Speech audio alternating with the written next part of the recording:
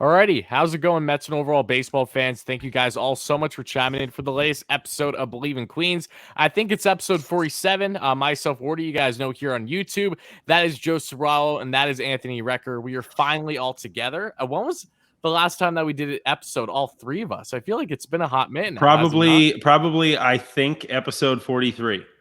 Okay, so then wow, this can't be 47. That was me being sarcastic about you saying I think it's 47, by the way. But that's okay. I never know. Is this 47? I yeah, feel like it's 45 or 46. On the Believe site, 46. On the Believe site, it says we already have 46 episodes. I just don't know if that includes the That's probably including interviews that have been cut up and put into their... No, it's not. No? Okay, what the hell do I know? Yeah.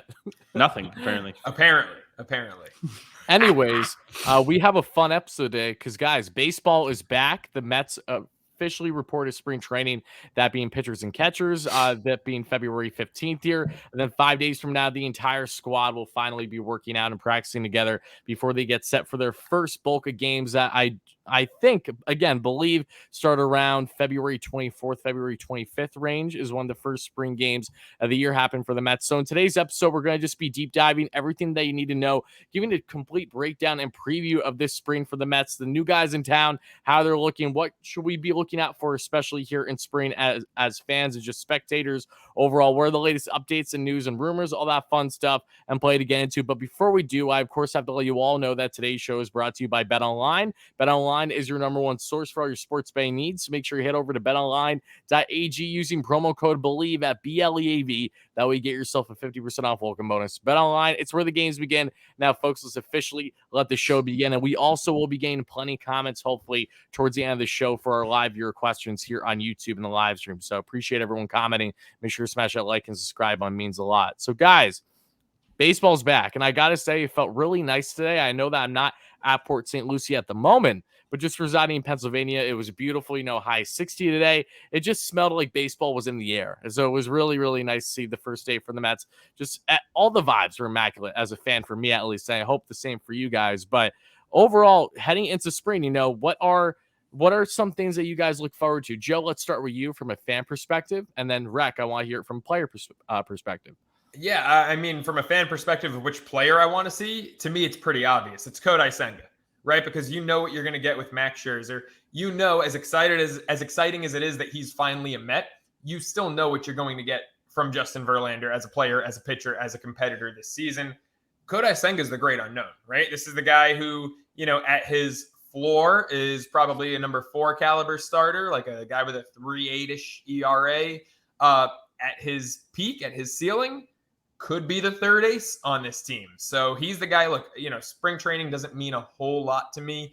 Typically, frankly, it bores me. I've been down to spring training once, and it was a fun time, fun atmosphere. But, by the 4th inning, you're watching guys who aren't going to be on the team if they ever make it, for at least a couple of years. There we go. No, Rack, come on. I'm not talking backup catchers. I'm talking you're watching like A-ball guys. But for me, Kodai Senga, he's the guy to watch just because we've never seen him go up on a consistent basis against big league talent. We've seen glimpses in the World Baseball Classic and whatnot, but I'm just dying to see him get out there, how he interacts with his teammates, how he competes. Spring training is going to be really interesting for Kodai Senga, and I can't wait to see what happens. And one thing that I was really happy to see was Kodai arrived early. He arrived what felt like, whether it was 4 or 5 days, upwards of a week before pitchers and catchers even normally report. So it was great to see him there. As we spoke in our last episode, just you and I, Rec, Kodai is not participating in the World Baseball Classic, and that is to get further acclimated in North America and with the Mets. All good signs for him to start his Mets career. But for you, Rec, especially, as a former player, I want to hear it from you breaking down what exactly is spring training like, in your opinion, from your side of things. What are the highs, what are the lows? Like, overall, just break it down for us. What is it like from a player's perspective, especially a guy in situations where you're trying to crack a roster? Yeah, so, in my situation, especially early on in camps, you've got some teams that come in with expectations, guys that come in with expectations. I even heard a Max Scherzer quote earlier today about, if you come into camp looking to win rather than looking to make money, earn that paycheck, whatever you want to call it, earn that money. everything else will take care of itself. I actually had that on my notes. I'm glad you brought that up. I love that quote from him. It's funny to me because that's a quote that someone who, never really had to fear not making a roster could say. And that's not to knock what he's saying. He's right. By the time I got to a point where I felt like I was comfortable and I thought not comfortable, but I thought I had a good shot at making a team, then I was more focused on, let's go out and win. But until that point, I got into camp early. I made sure I was the first one there, last one out. I had all the confidence in the world that, the team could be, good, go on and win and potentially make the playoffs. But I couldn't really worry about that because I had to worry about what I needed to do day in and day out to try to make this team, because that's what was most important to me.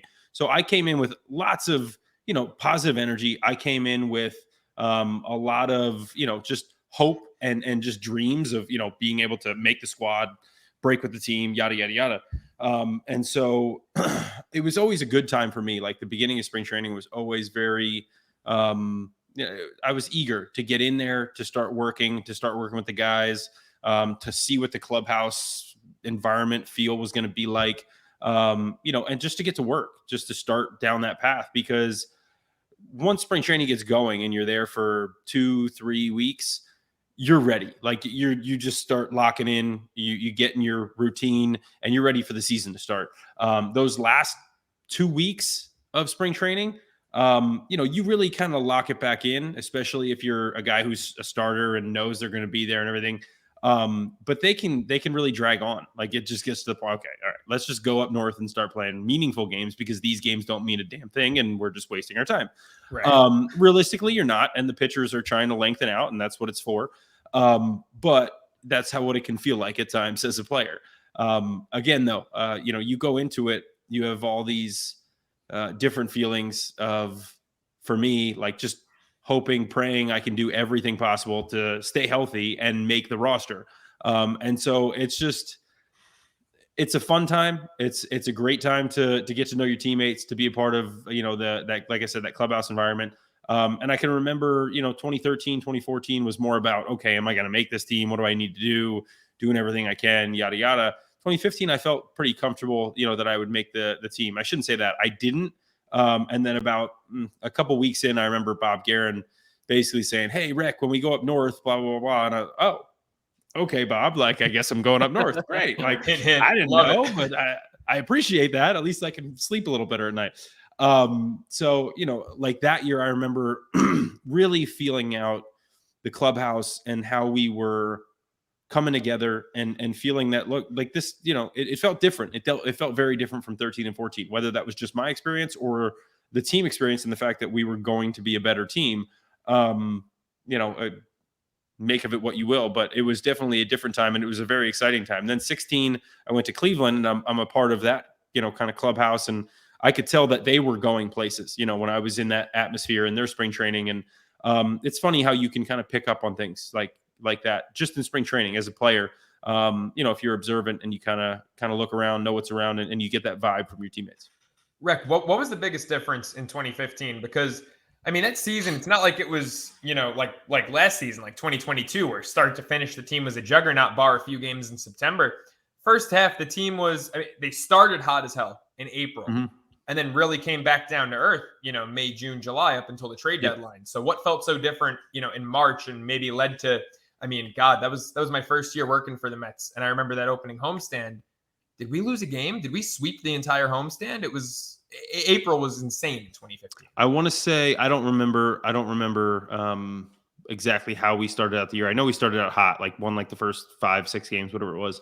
Yeah, I'm going to pull that up. I want to say we might have started out like 7-1. I'm not 100% though. But yeah, we got off to a great start. And it's just, the entirety of spring training, even when, we got the Wheeler news and we found out he was going to be out for the entire season, which was a down point during spring training. We just had the right mix of veteran leadership, guys who had been around, guys who had won, Curtis Granderson, obviously David, of course, Michael Kadire had just come over that offseason. Bartolo was there. we just had a really good mix, and it was kind of an air of confidence that you could feel just around the team. Everything we did, every drill we did, everything that we worked on the field, even off the field, things just felt easy. They felt like they came together quickly. And that just comes from a good vibe, a good team gelling together really quick, and that's when like, okay, like this could be special, this could be a lot of fun.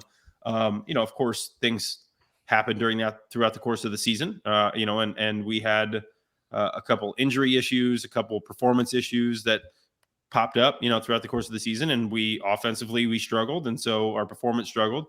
But we went out and got the right pieces and made a run ultimately in the end. I just looked it up, by the way. I thought you guys swept the homestand. You won 11 straight games after starting 2-3 to start 13-3. 10 of those 11 were on your homestand, your opening homestand. So a 10-0 opening homestand, 13-3 start to the year. It was a fun one. It was awesome. I mean, I can remember, getting out to a hot start and just feeling like, we were kind of invincible. Like, okay, yeah, this is going to be a really good team. And we kind of knew it in spring training. We were expecting it. And so when you have those expectations and you truly believe them, you come out and you play well. And that's kind of what happened for us, obviously, early in the year.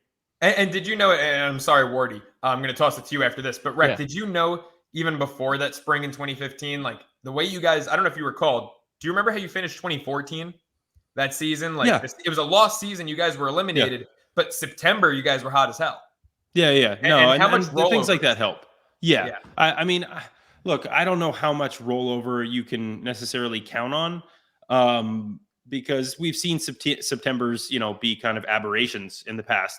But it felt good to go into that off season, on a really positive note, especially for, I know a lot of individuals, guys like Lucas Duda had a huge year. I think that was 30 home run season, and several other guys, Murph, and what's that?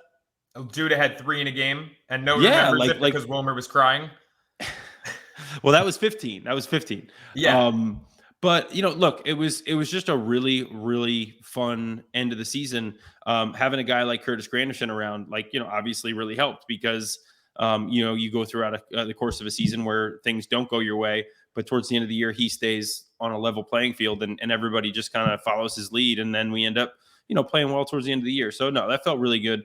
And I can remember on a personal level, like I finished the 14 really, really strong, and a lot of guys did. And when you finish a year individually, like on a strong note, you just go into the offseason with a different energy. It's like, yeah, I'm excited to keep doing what I'm doing, hit the gym, get into the cage, and just get back to work, get back into the season because things were going so well. So it definitely has some carryover effect, for some guys.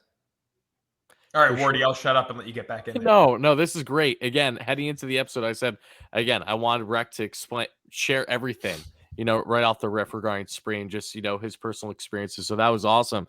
And, when Reck, going back to you talked about a team that was really determined, and that reminds me a lot on how you see the Mets heading into spring right now, especially with the new guys that they have brought into town. Because while this Mets team on paper is a little bit different, they aren't too drastic. No one saw that, Rick. Nope, I didn't see it, so you're fine. You're fine. But you see this Mets team heading in right now. We're already seeing the interviews from Alonso, Scherzer, Verlander. They all just are locked in right away, and you could tell that they have the mindset, okay, it's really much championship or bust this year. And it doesn't seem like that they're, lollygagging, doing anything silly to start the spring, which is great. But with the new guys on the block, especially in Verlander and Scherzer, it's interesting because what was rumbling, and I actually heard this before the Mets even acquired Verlander, is that they didn't necessarily have the best relationship between the two during their days in Detroit, that being Verlander and Scherzer. However, that seems like that is put to bed and then some. As they've aged over time, Scherzer said, yes, I pitched alongside him for 5 years, but we've been separated for 8 years. And he's like, I'm really excited to pick his brain and share our notes to see how much has changed in his way and philosophy of the game, because Verlander is so in tune with the newfound analytics and the numbers. That's why he thrives so well, especially in Houston. So not only the type of connection that we're going to see Scherzer and Verlander rekindle to a higher point, then you have the other guys that are sleepers that's easy to forget about. Jose Quintana, especially, is a guy that's looking to really not only look strong here in spring, but to get the season rolling, along with Kodai Senga, who we first mentioned thanks to you, Joe. So very excited to see all these guys. It feels very weird seeing Verlander in a Mets uniform. It felt very weird seeing DeGrom walk for the Texas Rangers today, looking like he was going to get suited up for spring. And then an hour after the Texas Rangers initially reported that he was there, he was shut down because he has some side tightness for a couple days. I'm going to enjoy that, Texas. Yeah, exactly. I'm going to leave that at that. So I know Mets fans had a field day. I'm not going to be that type of guy. I never want to see Jake hurt. It just, again, talk about feeling weird. Not only Verlander with the Mets in a uniform, it also felt weird seeing DeGrom already have a delay to start the year and me not supposed to care about it.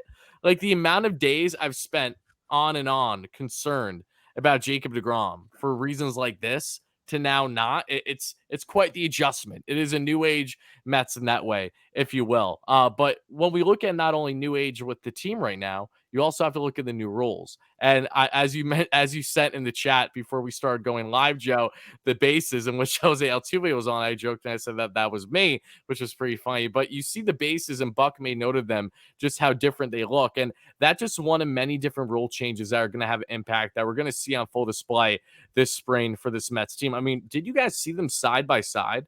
How ridiculously large they look. I mean, the whole purpose is to help avoid injuries and things of that nature. It's going to also help with guys stealing bags for a second. But what's your reaction to Wardy, you might have seen the fake picture that was circulating if you think that they look ridiculously large, because there was a real picture and a fake picture, and the real picture, they don't look that different. The fake picture, they look ridiculous. No. I'm talking about the real picture. No, I'm talking about the real one. They okay. are. Yeah, I mean, it's not that big a difference. It's, I think it's better. I don't know what you think, Rec, especially as a catcher, because of the, the ways that it'll alter, base stealing and that part of the game. But I think in terms of safety, I don't think it's a ridiculous change. And I think it's actually a great change. Manfred doesn't get a lot right, in my opinion, but I think this one, when it comes to collisions at first base and just player safety, I'm all for this. To me, what other base or what other, other than first base, what other base did you really need to make the base bigger for? Right. Sure. I don't really get that. So to me, I think the one thing that they could have done instead of just making all the bases bigger, not just make first base bigger, but just find a way to make it so that, the runner maybe, I know like there's in softball, there's like in some softball leagues, there's another base, outside of the field of play. And there's like a second base kind of like that would have been like, I feel like that just would have been a simpler solution rather than like changing the game completely with bigger bases and basically making it, shorter distance between bases and, greater distance to try to make a tag, which actually could lead to some injuries. But anyway, that's beside the point. I'm interested. I'm excited about actually some of these rule changes. Some of them I'm not, so excited about. As to your point about the bases, we in Studio 42 did a couple of shows the last couple of nights, and we went in there, and they actually have the bigger bases in there. I barely even noticed it, to be honest with you. If they weren't like bright white and brand new, I wouldn't have even realized that they were the bigger bases. So it's really not that big of a difference, I guess, from a visual standpoint, like up front, up close and personal, but it will make a difference. It really will. Those inches lead up to a lot, and that you see a lot of bang plays at second base, particularly on steals, because the only way you're getting some of these guys out, it's going to be a close play, is if it's bang, and that may not be the case as much anymore. So it's going to be really tough. I don't know. A lot of these pitchers are going to have to get a lot quicker to home plate. I'm looking at you, Noah Syndergaard.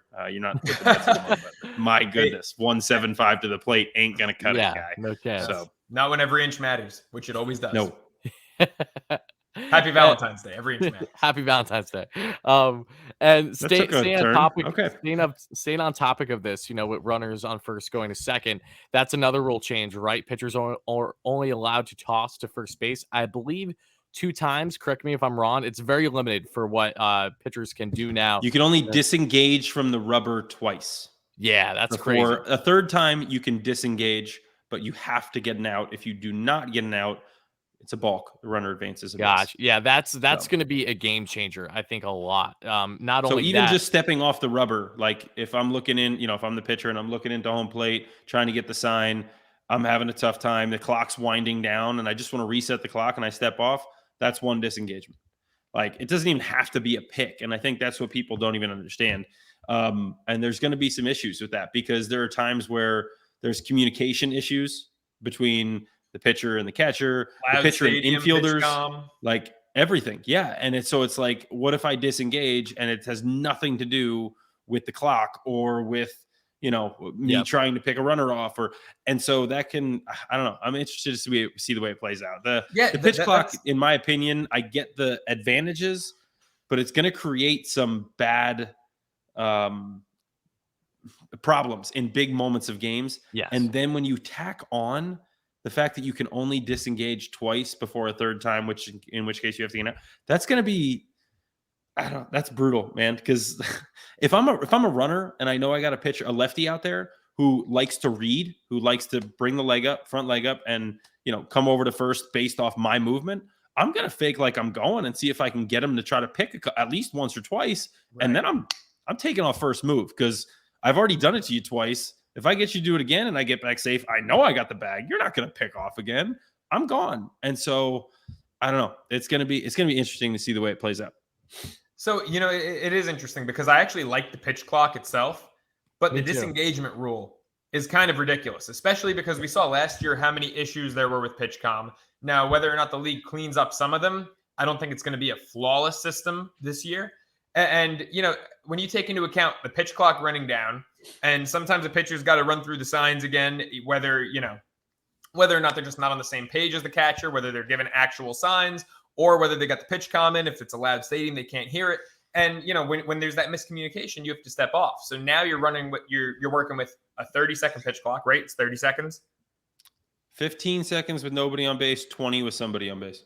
Okay, so a 20-second, because I'm thinking if someone's on base. So a 20-second pitch clock, the potential for miscommunication. I mean, I feel like that combination, I think we're going to see it as early as April. It's going to lead to some problems. I think pitchers are going to be pretty pissed off.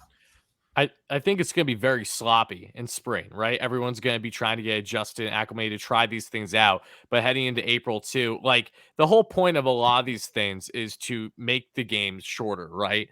But if this is a situation where a lot of the things are just becoming confusing for the pitchers or for the batter, that ultimately is going to hold up time too. So, Rex, to your point, I am very interested to see how pretty much everything here is going to be implemented. And something that I know that Max Scherzer is excited about is the pitch clock and that batters are only going to have a chance to call for time once per at bat. That's something that's going to benefit a guy like Scherzer who likes to work fast every day. I do think this benefits pitchers more than hitters. And I've heard people say it the other way around, and I don't understand it because as a hitter, I needed to take a step out, kind of regather my thoughts, process what just happened, what I should be looking for next, and how I'm going to go about the rest of this AB.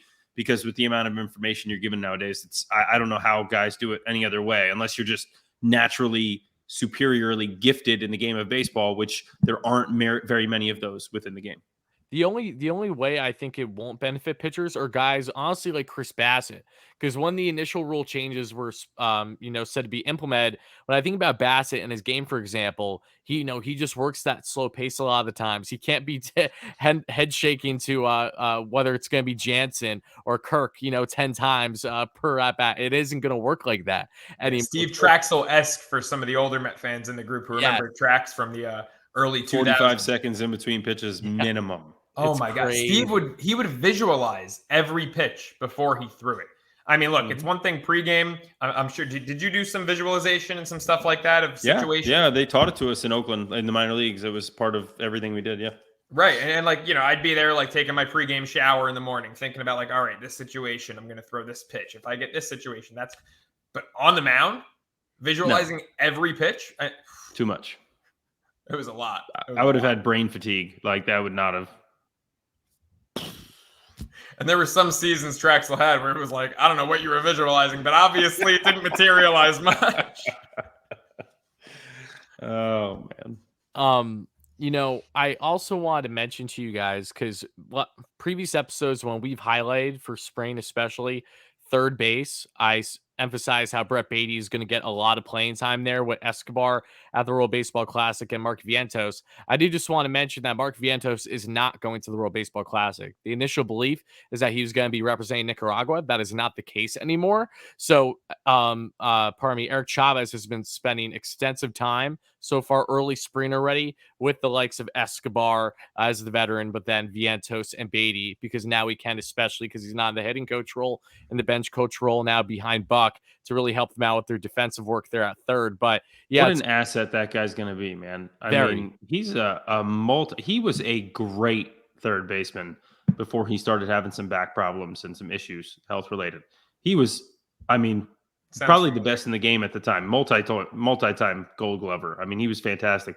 So to have this guy just both as, because he's going to be the bench coach now, he can be, someone that you go to for hitting advice, someone that you go to for fielding advice, someone that gets used in any, facet within the game. And it's going to be a great asset for those young guys who can pick a brain like his. I mean, that's so awesome. He's the kind of guy, it's like, enjoy it now, enjoy him while you have him now, because he's going to be a manager very, very soon.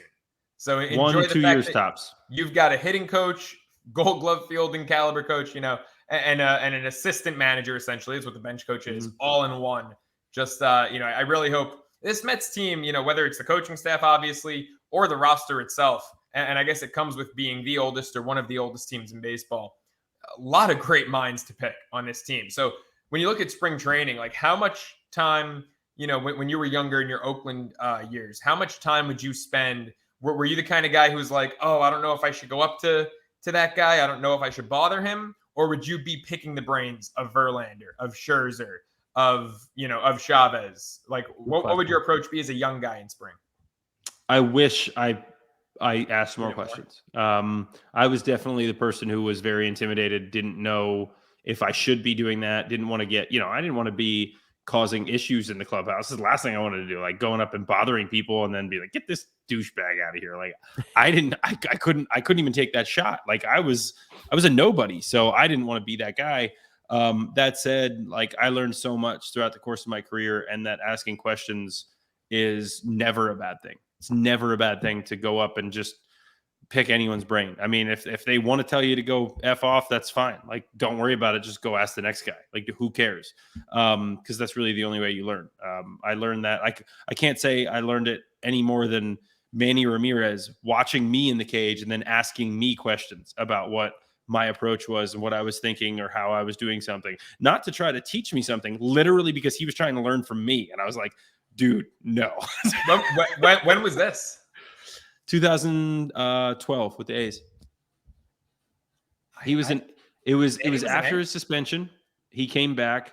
And I don't think he ever actually played for the A's that year. He was in camp with us, served his suspension, and then I was in the minor leagues after, like later in the year. I started the year in the big leagues. I was in the minor leagues later in the year when he came, and they had like a 10-game grace period. He could work his way back into shape to get ready to play. He played the 10 games. I don't think they called him up, and then I think he asked for his release, if I remember correctly. But yeah, I got to do spring. I got to go through an entire spring with him, and then 10 games, on our minor league slate. And I mean, great guy. Like it was. I got to learn from him. I got to talk with him. We went out to lunch, a couple of times. Well, I shouldn't say lunch. He took me to Whole Foods so we could get a couple things before the game in minor leagues, and it was great. But asked him questions, and he was awesome. He was one of the best hitters in baseball in the early 2000s. And did so much, obviously, with Boston, winning multiple World Series rings. I think the craziest feat, or when I think of Manny Ramirez, the first thing I think of is that he went to the Dodgers for 2 months and almost won the NL MVP award and batted 400 in 2 months. I mean, he was there was just like no pure hitter. I mean, he was right up there with anyone in terms of just being. I mean, he took hitter. Some stuff, and it's just. But he was a couple great injections up the not up the ass, excuse me, in the ass. Sorry, potato. It's the same thing after all, right? A little different there. Oh man, one sounds a little more painful than the other. I think they both sound painful, to be honest with you, but whatever. It's Depends what's being injected where. Okay, getting a little bit back on track here. Happy Valentine's Day. Happy Valentine's Day. I was thinking it. You said it. You said it. I almost said it before when Morty was like, "Let's talk about third base," and I was gonna be like, "Hey, happy Valentine's Day." Oh, it's funny you If say you that. got to third base last night, happy Valentine's Day. It's Because funny. I didn't. Who said that? Listen for a second. You know those stupid, like little Valentine's cards that everyone was posting yesterday? Yep. Well, Chintzy I made a very cringy one that my girlfriend came up with, and it was like, instead of what are, I put Ward, or what are the chances that I can get to third base? That was my little thing that I posted yesterday. So yeah, staying on par with that one, but Cringy. that was the point. You guys Real quick, how was everyone's Valentine's Day? Now, they should have had a picture of you standing on third base. Like Altuve? Altuve. Yeah. That would have been funnier, but it was in the moment. She just said do a stupid pose, and I did it. So that's amazing. The more you know. But my Valentine's Day was great. That's also your anniversary, right, Wardy? It was my 7-year anniversary of my girlfriend. It's also my mother's birthday. Today's my father's birthday. So it's just, we don't even celebrate Valentine's Day. It's hectic as all hell this time of year. It's awesome. It's just a lot. Birthdays, an anniversary, and Valentine's Day. Doesn't this lead to your question, Joe? This leads to your question, right? Let's get into it. Let's get into it out of the way now. We have a little bit more baseball talk we got to do, but let's do this question right now because let's do a 2-minute drill on this question. Okay. Is Valentine's Day, and feel free, please, everyone in the comments, chime in. I want to know, especially ladies in the comments, is Valentine's Day just a day for the man to do something for his female partner? This is in heterosexual relationships. Obviously, rules vary in other relationships. But when a guy's dating a girl or married to a woman, is Valentine's Day just a one-way gift day, or should that go both ways and be reciprocated? Can I go first? Yeah. All right.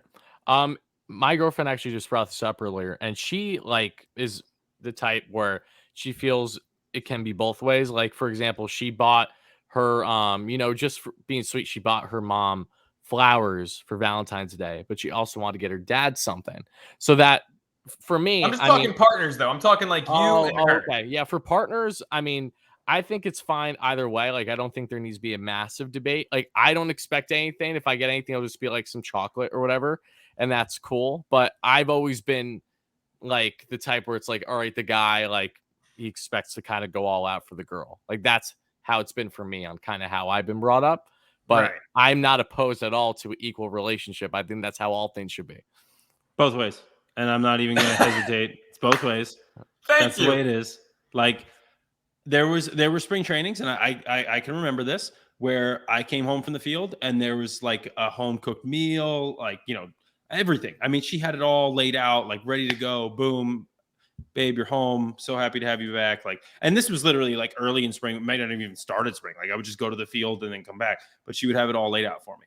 And of course I would, always have, something for her and try to do something for her as well. So to me, I just, if you want to have like a good relationship, why would every one of these, like, you're celebrating love? That's Valentine's Day, supposedly. It's a silly holiday to begin with, but stupid holiday, the worst. But it's ridiculous. But it should absolutely go both. That's how it works. Like, that's how relationships work. It should never, under any circumstances, be a one-way street in any part of it. That's just okay. Reck, thank you. I actually don't even think I feel as adamantly about this as you do. I'm very easy to please. And I've got the same rule, whether it's Valentine's Day, whether it's Christmas, whether it's my birthday even. I don't need a gift. If I want something material, I'm going to go get it myself. I'm a big card guy. And that's the only thing I need, whether it's my birthday, whether it's Valentine's Day, whether it's Father's Day, in case I have any outstanding children. I just want a card. That's all I want. Like, I'll get you the flowers. I'll take you out to the dinner. Do you need like the handwritten note in the card? Oh, 100%. Okay. All right. 100%. Give me, because I could just send you a card that says, Anthony on the bottom and like, hey, there it is. Like, well, you're a sweetheart, would right? that make But you happy? No. I want the I want the thought. Don't spend any money. Get the $2.99 card from the 50% off card store, and just What if I cut it out from construction paper and draw the make heart it out? even better. Make it yourself. Make it yourself. Even better if it's homemade. But I want to see the appreciation. I want to see the thought. I don't care about dollar signs. I don't need anything. Just write how much you appreciate me and how much you love me. See, you and I are completely opposite with that because I do not. Morty's like, give me a freaking thing full of cash, and I don't care what you call I me. do not give a rat's ass about cards for the sole purpose of what am I going to do with it? I'm not the type that's going to go back and, years down and I'm like, oh, this is so sweet. Like, no, if you're going to do anything, I think what would be more meaningful, this is what I've done plenty, is actually write a little letter. Because I feel like people don't write things too often. Like I do it once in a blue moon as is. Is that not the same thing? But I think the sentiment is just more there than, especially if you get a pre-printed card. I get it if you make your own, but for me, I don't care. I've never been Morty, a guy. It's not about the card; it's about what's written inside. So I it's get the same that, thing but as your letter. how much room are you? How much are you going to fill up a whole? Oh, thing I can write the fuck out of a card. You okay, should see the card that I wrote yesterday. All right. Let me clarify. If you're going to like write up the whole thing, then that's like the equivalent to doing a little letter. So that the card that I wrote yesterday, it looked like when you would get a cheat sheet on a high school exam. Okay, and you would, like, fair play. Every little thing on the index card. That's the card I wrote yesterday. I write a hell of a card. All right, fair play. All right. My unemployed ass should go right over to Hallmark and get a job. Maybe you could be like Deeds. You could actually make Mr. Deeds. Remember? Mr. Deeds. That's a great movie. That is a great cards. movie. Oh my god. Well, speaking of Mr. Deeds on Valentine's Day, anyone in the chat have a foot fetish? Joe. The butler. Joe, you've gone off the rails a little bit. I'm just gonna let you know. All right, this is a baseball. He's the best character in that movie, by the way. The butler in Mr. Deeds is the 100% best character. Yep, true. Sorry, he just got. Morty, you've never seen it, have you? I don't recall it. I apologize. I've heard that movie title though, Mr. Deeds. If I've seen it, it was way too long ago. Okay. Let's final segment regarding baseball before we get out of here. We have some questions in the chat, so if people want to ask away, go now. But this is a very good question, and this comes from Jacob Pickney in the live show. Also, shout out everyone watching live on YouTube or wherever you get your audio podcast. Make sure to rate, review, listen. I know that's probably difficult right now, especially with the type podcast that this one has been for Valentine's Day, NSFW over here. But Pete Alonso, Adam Ottavino, Edwin Diaz, Jose Quintana, Omar Narvaez, Elijah Hernandez, Eduardo Escobar, Francisco Lindor, Brooks Raley, Jeff McNeil. Those are all the current active Mets players that will be involved in the World Baseball Classic. So the question here from Jacob is, what are we more excited for this spring, right? Are we going to be paying more attention to the young stars, the young guns at spring training, or are we going to watch our Major League superstars in the World Baseball Classic? Now, for me, I'm going to do my best balance of both, especially as a Mets content creator. I'm going to be covering the Mets as much as I can. It's going to be hard to try to cover the World Baseball Classic because you have, again, it's not like, every Met that's representing is just for Team USA where I can just zone in on their games or something. They're all over the place here. But I'm really excited. And one thing that I need to make sure I do is pay a good amount of attention to the World Baseball Classic because that's something that I didn't do nearly enough last time around. And that's something that I want to make sure is different this time. Reck, what about you? WBC. That's just, the level of play, what it's for, and the fact that there are so many superstars who have decided that this is more important to them. I shouldn't say more important because they're still preparing for their season, but taking part of this is very important to them, and they're making it a priority to participate. To me, like, that says all that needs to be said. Why? That's where my focus is going to be. I know these spring training games mean nothing. I know that sometimes your performance in these spring training games means nothing. So it's hard for me to really take it much more seriously beyond that. I look forward to seeing how Beatty, how Alvarez, how Mauricio, how a lot of these guys look. I'm all about the WBC right now. I'm with you. And also, real quick, shout out to Vinny Pasquantino, Royals first baseman. Mm-hmm. He's going to be playing for Team Italy. Yes. I know last week I was down at Radio Row covering the Super Bowl. Vinny was there, ended up having a great conversation with him, hanging out with him for a bit, and he's going to be playing for Mike Piazza, who's managing Team Italy. So, I mean, How sorry, good was Vinny Pasquantino last year, by the way? I don't know if you guys got to see him much. He's like one of the most underrated players in the league right now. He's got a lot of. I mean, he's young. He didn't even get a full season in, but his like hard hit rates and his and if he doesn't strike out, walks a ton. Like I think he was one of like 3 or 4 guys in the league to walk more than he K'd. First year first baseman. Like that's what? And he's got the ability. This guy has the potential to hit 40 plus homers. Like that's the kind of pop he's got. If he can do that, wow. I mean, he's going to be something special. Yeah, I think he's going to this year put out 25 to 30 minimum. I would say 30 is a good, like, I mean, it's top of the, like what I would guess for him, but that's still like, I would say that's a good anticipating guess, like of what he could do. Pretty realistic. And he's a great 100%. Guy. And let's go Team Italy. That's who I'm rooting for. Make some noise. Boom. Let's go Team Italy. Yeah, it would have been awesome if Nimmo was playing, but I like the fact that Nimmo Yeah, I'm okay with that. Exactly. Nimmo needs to stay healthy. I love the WBC when it's other people's players, Yes. Yeah, that's a good way to point. It's funny. Yoenis Cespedes is going to be in the WBC. We'll see if he can last more than just a lap around first base. So that's going to be a fun one to watch. But, overall, I'm really excited to see how these guys are going to do.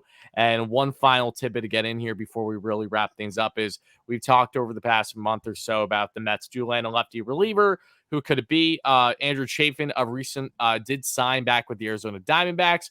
Recker, of course, you have that familiarity when you both were in the organization together back in the day. And Zach Britton, who is still available out there, did work out for teams today. And one of the few teams that were in attendance to view him and check out his bullpen were the New York Mets. So while I don't believe the Mets are going to be a favorite to land Zach Britton as of now, they're still currently in that mix. Another great name out there that I've seen some people talk about is Matt Moore, 100%. I don't know why Moore hasn't signed somewhere yet. Honestly, looks like he could be a massive sleeper pickup. A guy with a sub-2 ERA last year and 75 innings pitched in a whatever type of role he was in there as a reliever. In his first year as a reliever, truly, for the Texas Rangers. That's another name to keep an eye on. We know that the Mets have a emphasis of wanting relievers that have options, which makes sense. They're building as much depth as possible. And I really like their depth heading into camp here for spring train. That's going to be the biggest thing to follow, in my opinion, aside from Beatty. I don't know if you guys agree or disagree, but there's so many exciting, high upside arms are now going to be entering spring for the Mets as either roster invites or non-roster invites, especially. So we're going to see how they battle it out. There's going to be some familiar faces from last year. Like one of them that stands out to me is Eric Orzi. I liked how he looked in spring a little bit last year. Didn't have the best year this past year in the minors. He's looking to bounce back a bit among many others. Grant Hartwig is another name to keep an eye on. And then you have the Yacobonuses of the world, just the guys that the Mets picked up off waivers, Steven Ridings, etc. So that's going to be a fun battle to watch. I will be in attendance for spring training, planning to be there around March 10th to probably around March 14th. We'll also be trying to hit a World Baseball Classic game in Miami and doing so. Really just trying to eye a game in which DR is playing. I want to see DR versus Puerto Rico, but those tickets are like beyond through the roof. So I don't know if I'm going to go to that game, but rest assured I will be attending Mets spring training, hopefully a WBC game to cover it for you guys live there in Florida when we get to that time. But any closing remarks, guys? Baseball is back. Feeling very good. And once the Mets get that first spring training game in yet, even though I know it's not going to mean anything, it's going to mean a lot to me as someone who just loves his Mets baseball. Yeah, I can't wait to watch that first spring training game and then not watch another game until opening day. But I watch the first, I'm like, oh, baseball's back. It's beautiful. It's sunny in Port St. Lucie. And then I don't watch it again until opening day. Yeah, I mean, look, I'm looking forward to just seeing baseball on TV again, getting to cover baseball live again. That's what I love to do. So that's what I'm looking forward to. Oh, also YouTube TV. Figure it out. Let's get MLB Network back on. I want to see. Yeah, I know you're dying face on my TV again. Yeah, you're not having a good time right now, are you, Joe? Yeah. Well, I mean, luckily there's not really much to watch for me right now on MLB Network 24/7. Everything up until the past couple days has been football. But now that football's over, YouTube TV, let's get it together. I know our buddy. And Ben now Verlander that football is going to be on YouTube TV every game next year, right? Pick it up, YouTube. Let's go. Let's get baseball back in the in the portfolio here. Who's more at fault here? Because there was a deadline, right? So Rec works for MLB TV. What do you think he's going to say, Tyler? No, I know. I'm not asking for his opinion. I just don't know, like, YouTube TV. I think YouTube TV is more at fault. Okay. All right. Fair enough. All right. YouTube, you're watching. Figure it out. All right, guys. I think that's going to do it. Thank you all so much for chiming in, watching, listening, rate, reviewing. Make sure to smash that like and subscribe on again. Stay tuned. We'll be back next week, more than likely with a special guest. So stay tuned for that one. But until then, have a great one, folks. As always, let's go Mets. Talk to you guys again soon.